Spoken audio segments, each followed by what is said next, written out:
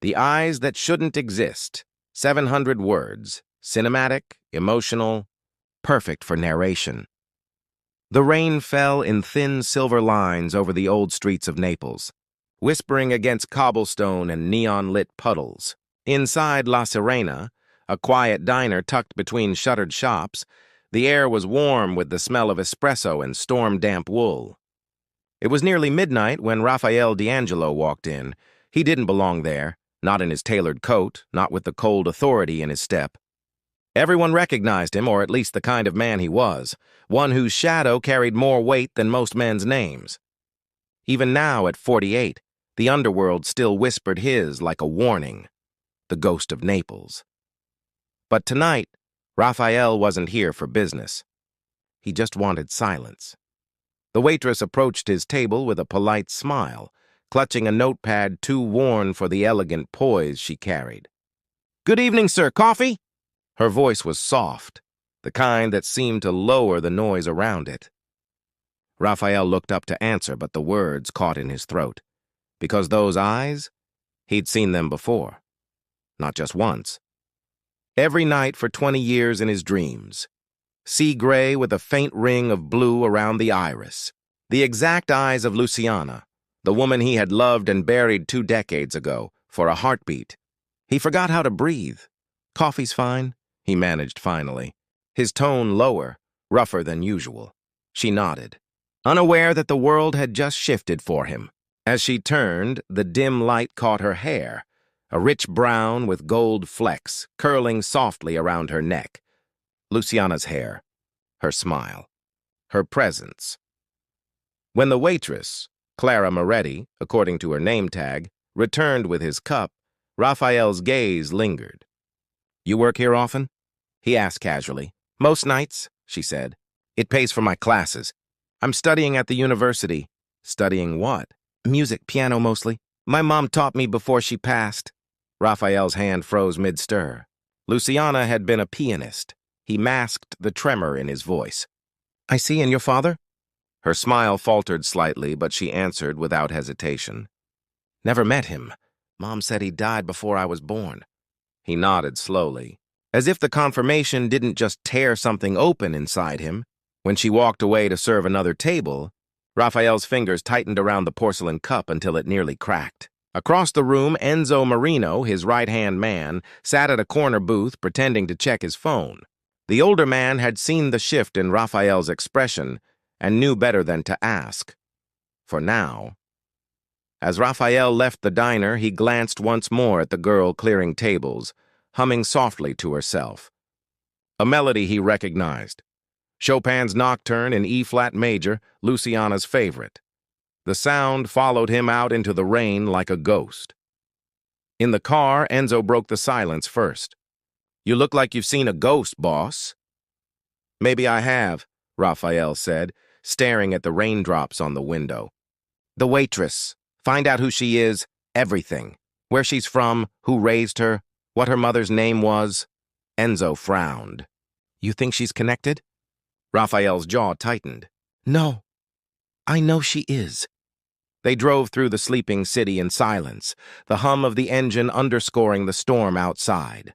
Raphael leaned back, letting memories he'd buried rise uninvited. The laughter of a woman playing piano at midnight, her promise to wait for him when he swore he'd leave business behind. But the night he didn't come home, Luciana vanished. A month later, he heard she was dead, or so he believed. Back in his penthouse overlooking the dark sea, Raphael poured himself a glass of whiskey and stared at the reflection in the window. The man staring back was older, harder, but beneath the lines of power and guilt was something raw, something terrified. He pressed the intercom. "Enzo? Yeah, boss. Run the report tonight. I want her name, address, everything. And check hospital records from 20 years ago under Luciana Moretti. If there's even a chance, you think the kid's yours?" Raphael's answer came after a long, quiet breath. "I don't think, Enzo, I know." The report came in at dawn. Raphael stood by the window, cigarette smoke curling through the air, as Enzo laid down a thin folder. Her name's Clara Moretti. 21. Mother died when she was 2. No father listed on record. Born in Sorrento. Moved through foster homes. Clean record. Birth certificate? Unsigned. Father, unknown. Raphael opened the folder. A small photo paper clipped to the top. Clara's smile under sunlight, eyes bright. And for the first time in 20 years, Raphael D'Angelo felt something he didn't recognize. Hope. He turned to Enzo, voice quiet but heavy with decision. Get her blood sample, quietly. I want the truth by tomorrow. Enzo hesitated. Boss, if this is what you think it is, you realize what that means? Raphael nodded slowly. It means I failed her once. I won't fail her again. Outside, the first light of morning touched the wet streets of Naples. Inside, a mafia king stood at the edge of something he'd long forgotten how to feel. Redemption. Bloodlines in the shadows, 700 words. Emotional, suspenseful, cinematic tone. The next night, La Sirena buzzed with its usual late-evening rhythm. Laughter, clinking cups, and the faint hum of old jazz from the radio. But when Raphael D'Angelo walked through the door, the atmosphere shifted. Conversations lowered. Even the bartender pretended not to notice the storm brewing behind his calm, elegant expression. He wasn't here as the mafia boss tonight. He was here as a man chasing a ghost. Clara stood behind the counter, wiping a coffee cup with the same quiet focus she'd had the night before. Her hair was tied up this time, a few curls escaping to frame her face. When she spotted Raphael, she smiled, polite, professional, and walked over. Back again? You must like the coffee. Raphael's lips curved faintly. Something like that. He gestured toward the piano in the corner, a dusty, upright long ignored by customers. You play, don't you? Her eyes widened. I used to. My mom taught me. She always said music makes the soul remember. Then play, he said softly, voice more command than suggestion. Clara hesitated, then smiled shyly and sat down. The first notes she played were hesitant, delicate, then flowed into a familiar melody, warm and haunting. Chopin's Nocturne in E-flat major. Raphael's heart clenched. The same song Luciana played the night before she disappeared. He could still see her at the piano in their old apartment, moonlight catching her hair.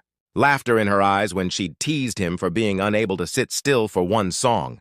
Now, 20 years later, her daughter and their daughter was playing it again. Unaware, she carried her mother's soul in her fingertips. When Clara finished, the few customers nearby clapped softly. Raphael didn't move. He was fighting to breathe through memories sharper than any blade. That was my mother's favorite, she said quietly. You know it? Yes, Raphael said after a pause. I knew someone who used to play it just like you. Someone special? He nodded once. The most special. Their eyes met, hers searching, his guarded. For a moment, time folded. Then her phone buzzed. She frowned at the screen, confusion flickering across her face. That's odd, she murmured. Unknown number. They've been calling all day. Raphael's instincts sharpened instantly. Don't answer, he said quickly, but she already had. Hello? Her brow furrowed. Who is this? What do you mean, watch your back? The line went dead. Clara blinked, unsettled. That was strange. They sounded scared. Raphael rose slowly from his chair, masking the surge of adrenaline with practiced calm. Do you have enemies, ragazza? She laughed nervously. Enemies? I can barely pay rent. Raphael smiled faintly, but his mind was already racing. Someone knew. Someone was watching her. And maybe watching him. At 2 a.m., Enzo arrived at the penthouse with the DNA results. He didn't speak at first, just placed the envelope on the table. Raphael stared at it for a long time before opening it. 99998% probability of paternity. For a long moment, the room was silent except for the sound of the sea against the cliffs below. Enzo finally said, So it's true. Raphael nodded slowly. Luciana never told me. She must have known I'd bring danger if I found them.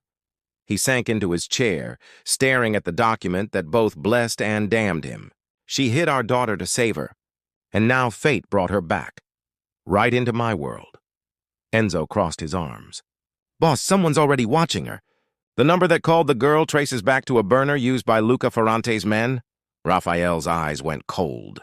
Ferrante? The rival syndicate. They must have caught wind that you're getting soft, that you care about someone. Raphael stood, fury and fear warring beneath the surface. Get men on her, discreetly, no one touches her. Not even a whisper near that diner, Enzo hesitated. And when she finds out who you are? Raphael's gaze turned distant. She deserves the truth. But first, she needs to live long enough to hear it. The next evening, Clara walked home after closing La Sirena. The streets were quiet, glistening after fresh rain. Her umbrella caught the glow of passing headlights, one too many. She frowned when she noticed a black car trailing her at a slow, measured pace. She quickened her step. The car did too. Panic prickled up her spine. She ducked into a narrow alley between old buildings, heart pounding. But before she could turn, a shadow stepped out from behind a trash bin. Tall, sharp-eyed, a man she didn't recognize. "Miss Moretti?" he asked softly, reaching into his coat. She froze. "Who are you?" Before he could answer, a second set of headlights flooded the alley, another car screeching to a halt. The man's hand twitched, and she saw the glint of metal. A gun. Then a voice cut through the chaos. "Don't even breathe," Raphael's voice thundered as he stepped out. Rain poured like silver needles over the cobblestone streets, blurring the world outside La Sirena. Inside, Clara sat at a corner table, hands wrapped around a mug she wasn't drinking. The tremor in her fingers hadn't stopped since last night. She kept hearing his words. "I'm the man your mother tried to keep you from." Raphael D'Angelo. The name she'd only heard whispered on the news. A man of wealth, power, and danger. The man her mother had once loved, and now her father. The bell above the cafe door jingled softly. Raphael entered, dripping rainwater but carrying the same calm authority that seemed to command the very air. When his eyes found hers, the chaos of the world outside seemed to hush. "I thought you wouldn't come," Clara said quietly, her voice trembling. "I promised you answers," Raphael replied, pulling out the chair across from her. "You deserve them." Clara stared at him, her throat tightening. "You said my mother tried to keep me from you." "Why?" Raphael's gaze dropped to the table. His hands were steady, but his voice held the weight of years. "Luciana was the only woman who ever made me question this life," he began softly.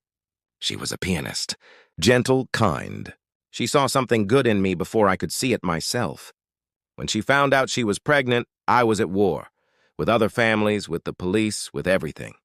She begged me to walk away. I didn't listen. And when one of my enemies found out about her," he paused, jaw tightening. "She fled. Disappeared without a word. I searched for her for months, but by the time I found a trace, it was too late. She died giving birth. The baby, had vanished." Clara's heart cracked open. She looked down, tears spilling before she could stop them. "So all this time, you didn't know?" "I didn't," he whispered. "If I had, I'd have burned the world to find you."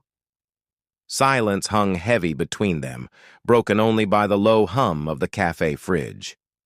Finally, she asked, "And last night? The man who tried to—" Raphael leaned forward, eyes darkening. "That was Luca Ferrante.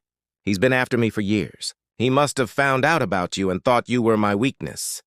Clara's breath caught. "So, because of you, I'm in danger." Raphael's expression twisted with guilt. "No, because of me, you're protected. You'll never walk alone again." "But I didn't ask for protection," she said, her voice rising. "I asked for normal. I worked, I studied, I had a simple life. Now suddenly I'm the daughter of a mafia boss?" Raphael didn't flinch. "You're not my daughter because of what I do. You're my daughter because of who you are." Her tears fell harder, but her anger melted into something raw. Confusion, pain, longing. She didn't want to believe him, but something in his voice sounded too real to be a lie. He reached into his coat pocket and slid a small velvet box across the table. Inside lay a silver locket, old, slightly tarnished. "This was your mother's," he said. "She wore it the night she left. I've kept it all these years." Clara picked it up carefully. Inside, a tiny photograph. Luciana's soft smile, and Raphael's arm around her. Her breath caught. She had her mother's eyes, and his stubborn jawline. When she finally looked up, her voice trembled. "What happens now?" Raphael leaned back, gaze unreadable. "Now I make sure no one ever hurts you again, and I find out who told Ferrante about you." That night, Enzo met him at the docks. The moonlight glimmered off the waves as the loyal underboss handed Raphael a small file. This came from one of Ferrante's men. "He talked before he disappeared." Raphael flipped it open. Inside were photographs, grainy, taken from a distance. Clara working at La Sirena, walking home, sitting by the pier. And one photo made his blood turn to ice. A woman, watching Clara from across the street. Her posture familiar, her expression hauntingly calm. Enzo frowned. "Boss, is that—" Raphael nodded slowly. "Luciana. But she was," Raphael murmured. "Or someone wants me to believe otherwise." He closed the file with shaking hands. If Luciana was alive, if she'd been near Clara all this time, then everything he thought he knew had been a lie. Meanwhile, back in her apartment, Clara sat on her bed, clutching the silver locket. She opened it again, staring at her mother's face. And then she noticed something she hadn't before. A faint engraving on the inside hinge. Tiny letters barely visible. "Forgive him when he finds you." A chill ran down her spine. She didn't know what it meant yet, but she could feel it. Her mother's story wasn't over. And neither was hers. Would you like me to continue with Part 4, Ghosts Don't Stay Buried, where the truth about Luciana's disappearance and who betrayed Raphael finally begins to unravel? Stay buried. The rain had stopped, but the storm inside Raphael D'Angelo's chest only grew louder. He stood in his private study, the city lights glimmering through the tall windows like dying embers. The file Enzo gave him still lay open on his desk, the photo of Luciana staring up at him, alive, or made to seem that way. He hadn't slept. He hadn't even blinked much. For the first time in years, the mafia boss who ruled Naples felt powerless. Enzo entered quietly, holding 2 cups of espresso. "Boss, you need to drink something." Raphael didn't take his eyes off the photo. "I buried her, Enzo. I saw the death certificate. I paid for the coffin." Enzo placed the cups down. "And yet, there she is." Raphael's voice was sharp, low. "Find out who took this photo. And where it was taken." Enzo nodded. "Already on it. The metadata traces to a security feed, a restaurant across from La Sirena." Raphael's head snapped up. "The same restaurant where Clara works?" "Exactly." Raphael's jaw clenched. His mind was spinning, trying to piece together a puzzle built from ghosts. That evening, Clara returned home from her shift, her steps heavy, her eyes red from exhaustion. She hadn't told anyone what she'd learned. She didn't know how. Every moment since meeting Raphael felt like she was walking through a dream she hadn't asked for. When she opened her apartment door, she froze. A single white envelope lay on the table, no stamp, no name. Just her initials written in delicate handwriting she recognized from her childhood letters. LD. Her heart pounded as she tore it open. Inside was a note. "My sweet Clara, if you are reading this, it means he has found you. I had to disappear. Not from him, but from what followed him. Don't trust anyone until you know who poisoned his world. Mother!" Her hands shook. She reread the words over and over. Poisoned his world? She barely noticed the knock at her door. When she opened it, Raphael was standing there. No bodyguards, no shadow of the mafia boss, just a father whose eyes carried regret. "I had to see you," he said softly. Clara stepped aside to let him in. "You look worse than yesterday." "I found something," he said, holding up the photo. "This was taken 2 weeks ago. Across from your cafe?" Clara's eyes widened. "You think she's alive?"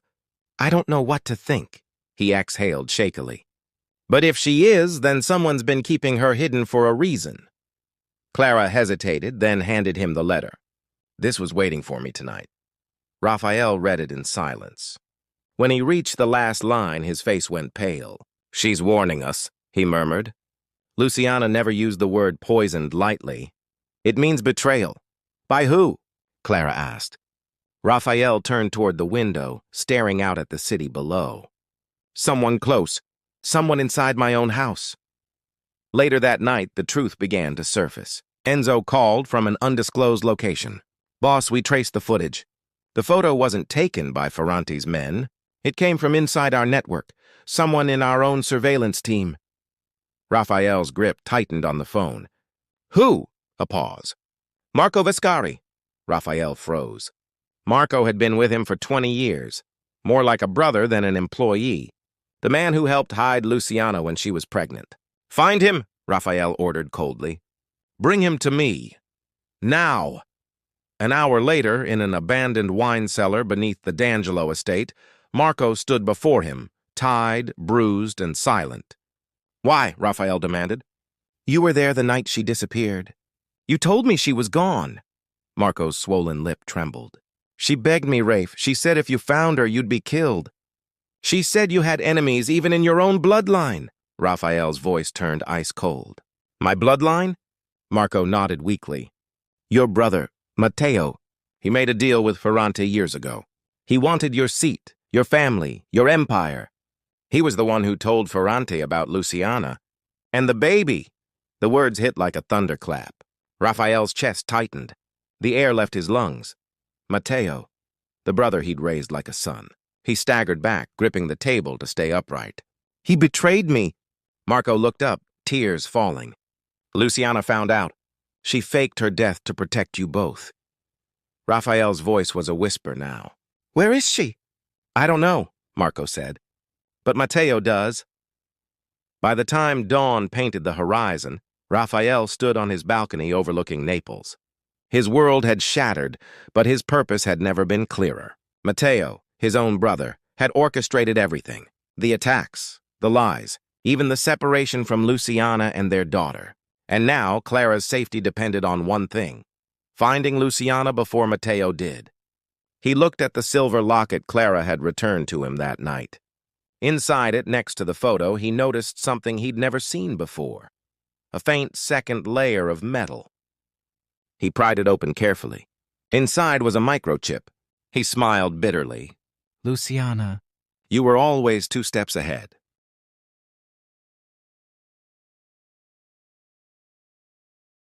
The Queen returned, 700 words, emotional, cinematic, and deeply dramatic finale. The night was eerily quiet over Naples. The D'Angelo villa stood like a sleeping fortress, its walls holding decades of secrets, some too heavy for any soul to bear. Raphael D'Angelo sat in his study, the locket open on his desk, the hidden microchip glowing faintly beneath the lamp's golden light. He'd spent the past 3 hours decoding it with Enzo's help. When the screen finally flickered to life, the file opened to reveal a video, grainy but unmistakable. Luciana. Her face appeared on the screen, tired but alive, her eyes sharp as ever. "Rafe," she began, her voice trembling but resolute, "if you're seeing this, it means the war you tried to prevent has finally reached your doorstep." Raphael's hand clenched into a fist. "I had to disappear," she continued. "Matteo wasn't just after you. He made a deal with Ferrante to control everything. Your empire, our lives, and eventually our daughter's fate. I've been hiding under a new name, keeping Clara safe from the shadows." Clara, sitting across from Raphael, covered her mouth in disbelief. She knew about me?" Luciana's recorded voice softened. "My sweet girl, I've watched you grow from afar. You inherited your father's courage and his stubborn heart. If he hasn't already told you, he's made mistakes, but every sin he committed was to protect what he loved." The screen flickered. The last frame showed Luciana holding a small pendant, the twin to Raphael's locket. "When the two come together, you'll find me," she said before the video cut out. A long silence followed. Then Raphael stood, his voice low but steady. "She's alive. And Matteo's been lying to me for 18 years. Enzo placed a folder on the desk. We tracked the signal embedded in the chip. It leads to a coastal town near Amalfi. Quiet, remote. She might still be there." Clara rose instantly. "Then what are we waiting for?" By dawn, the black convoy sped along the Amalfi coast, the waves crashing violently below. The air smelled of salt and gunpowder, two things that had followed Raphael his whole life. Enzo drove the lead car. Clara sat beside Raphael, her fingers twisting nervously in her lap. "You don't have to come," Raphael said quietly. Clara shook her head. "She's my mother, and you're my father. I'm done hiding from either truth." A small smile tugged at his lips, pride mixed with sorrow. "You remind me of her," he murmured. They arrived at an old villa perched on the cliffs, overgrown with ivy. The door creaked open with a push.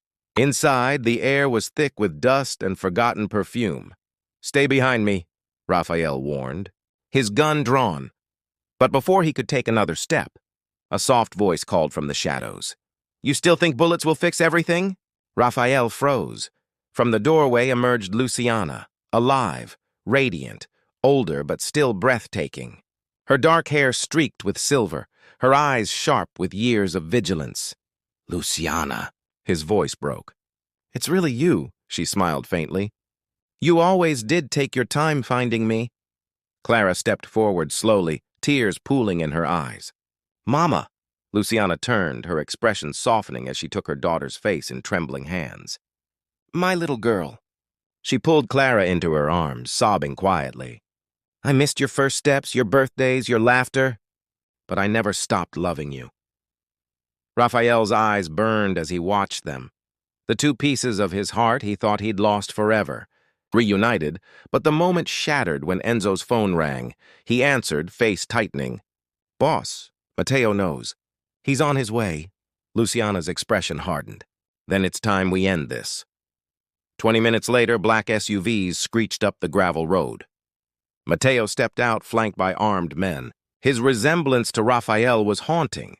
The same jawline, the same eyes, but colder, darker. "Brother," Matteo said with a smirk. "You found her again." Raphael raised his weapon. "You took everything from me." "I took what you never deserved," Matteo spat back. "You were too sentimental, too weak for this world." Luciana stepped forward before Raphael could respond. "You sold your soul long before you ever had power." Matteo's smirk faltered. "You should have stayed dead." "Maybe," she said. "But ghosts have a way of returning when justice is due." Before Matteo could give the order, Enzo's men emerged from the trees, surrounding them. In the chaos that followed, gunfire erupted, sharp, brutal, echoing against the cliffs. Raphael shielded Clara, returning fire with precision. Enzo tackled two of Matteo's guards, dragging them into the dirt. When the dust settled, Matteo lay on the ground, clutching his side, blood seeping through his fingers. Raphael stood over him, breath heavy. "I should kill you," Raphael said, voice trembling with fury. Matteo's lips twisted into a bitter grin. "Then you're no better than me." Raphael hesitated, then lowered the gun. "No, I'm better because I still have something to live for." He turned away as Matteo's breathing slowed, his own heart pounding in his chest. Hours later, the sun dipped below the horizon. The family stood at the edge of the cliffs, the sea stretching endlessly below. Luciana leaned into Raphael's shoulder. "What now?" He took her hand. "Now we start again. No blood, no lies, just us." Clara smiled faintly, watching the two of them finally whole again. "After everything, we're still standing." Raphael looked at her with pride and whispered, "That's because we're D'Angelos. And D'Angelos don't break." The waves crashed below. Not in fury this time, but in applause, as if the sea itself had waited 18 years for this family to find its peace.